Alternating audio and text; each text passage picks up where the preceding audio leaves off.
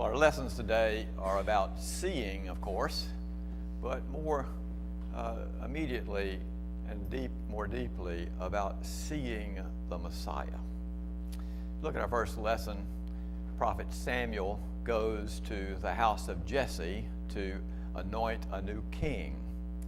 And he looks at Jesse's sons, and the first one that's there, Eliab, he says, this must be the one that God wants to be king because he's tall and strong, and he's the oldest of them and so forth. But God says, no, it's not him. He said, you look on the outward appearance, but I look on the heart.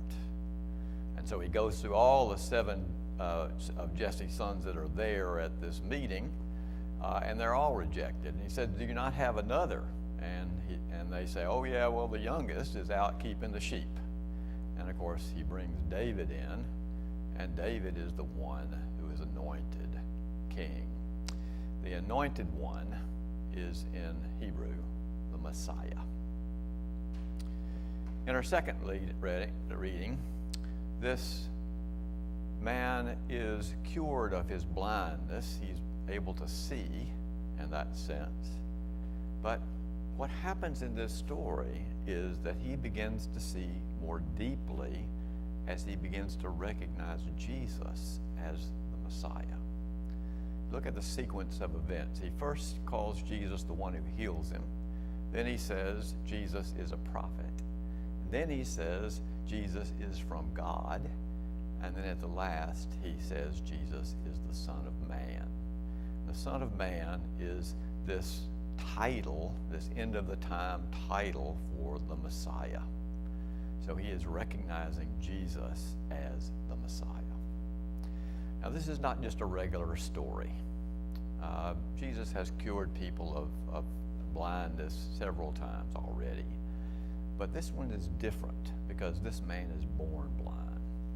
The others, they lost their sight in some way, and he restores them to sight, which means he restores them to their previous life, so to speak. But this one's different. This man is born blind, so when he receives his sight, he is being transformed into something new, something more. And the something more here is a recognition of Jesus as the human being, which is what Son of Man means, the human being, the idea of what it means to be a human in the truest sense of the word. Now, as I hope you know by now, whenever I talk about one of these stories, I have to tell you over and over again, it's not just about what happened then, it's about what always happens. Because you see, all of us are born blind. We're all born blind to understand Jesus as the Messiah. What happens in our life, you see, is that we have to develop our left brains. By the time we're about 2 years old, we begin to delineate one thing from another so we can live and move and have our being in this world. We've got to avoid all the objects in the world, so to speak. So we have to be able to delineate them. In order to have a self-reflective consciousness, we have to go through this process. But as we do, we focus all of our life on the outside of us. And when we focus on the externals, we can't see the Messiah who is about internal. I've known that Jesus was the Messiah in the sense of saying the word since I was probably 2 years old. I grew up in the Baptist church and we heard it all the time. And I went to church on Sunday, every Sunday. But I worshiped my Messiah on Saturday afternoon. We would go to the movies every Saturday afternoon and watch Westerns. I mean, one after the other. And usually double headers, you know. Roy Rogers, Gene Autry, Hopalong Cassidy, my favorites, the Three Mesquiteers. Wonderful. John Wayne played that, one of them. And then my favorite of all, Lash LaRue.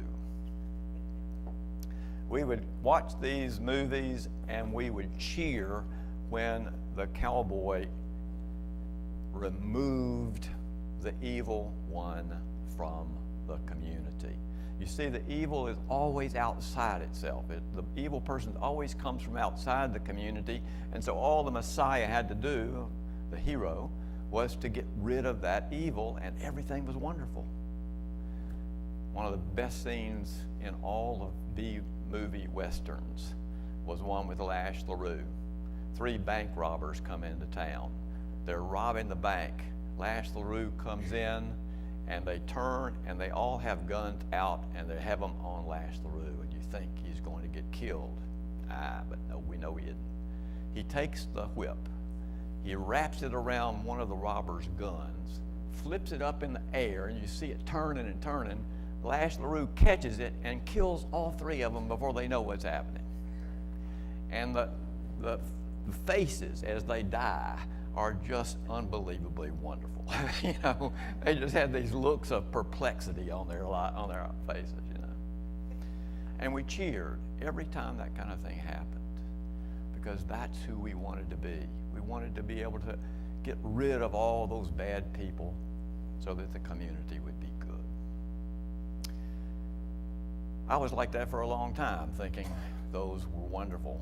And it was only after I got married, had some children, began to get involved in the community, that I began to notice that the community had its own problems. Racism, sexism, anger, fights, violence, all kinds of things all around you. And that's when another movie began to change me. Began to see a different kind of Messiah. To Kill a Mockingbird was probably the first time that I began to see in real life how we might change things. It's about Gregory Peck plays Atticus Finch, a lawyer in a small town in the South. And he takes the case of this black man who's accused of brutalizing this white woman. And he proves that this guy couldn't have done it. I mean, there's no question he couldn't have done it. He's convicted anyway. But the telling part was when the person that really did it, the young woman's father, his name was Robert E. Lee Ewell, Bob Ewell. But they have a confrontation, and Bob Ewell is upset with Atticus because he's taken the case of this black man. And he spits on Atticus Finch. And Atticus reaches into his pocket, pulls out his handkerchief, wipes the spit off, and moves around Bob Ewell and gets back in his car. Libby, my wife, showed that clip to a junior high class. I think it might have been in school, or Sunday school or school. I'm not sure which one it was. But when she showed it to them, they were just awestruck. Why in the world would he do that? He was much bigger than Bob Ewell, Atticus Finch was. Why didn't he just beat him up, you know? That's the way we were thought too. How is it that you can do that? That is, absorb the bitterness of the community around you. How can you not be violent yourself, but absorb that violence so that the community lasts? I would have to say that Atticus Finch realized that Bob Ewell was a part of his community, that God loved him too. Where do you learn that? The gospel tells us you learn that in church. The gospel today says that when this man was told that he would receive his sight, he was to go to the pool of Siloam, which means sent. We are to be washed in the baptism of the sent one, Jesus. And when we're washed in that baptism and begin to focus on that Messiah, one that allows us to experience God's love and to see each other as children of God, we begin to move out of that need to think about evil as external to us, but realize that it's a change of heart, change inside that changes our world. One of the things that when I started coming to the Episcopal Church that I missed a lot, in any church really, is that feeling that you had, when the violence was taken, or the violent people or the bad people were excluded or killed or thrown out of town or whatever, and everybody cheered. But the truth is, we have that same moment in our Eucharist today. We say, Christ has died, Christ is risen, Christ will come again. Christ has died, and we die with him. Christ has risen, and we rise together in him. And Christ will come again means that Christ will grow in us so that we become like Christ. We worship Christ, you see, by following him, by absorbing that pain and suffering too. That's what brings us into real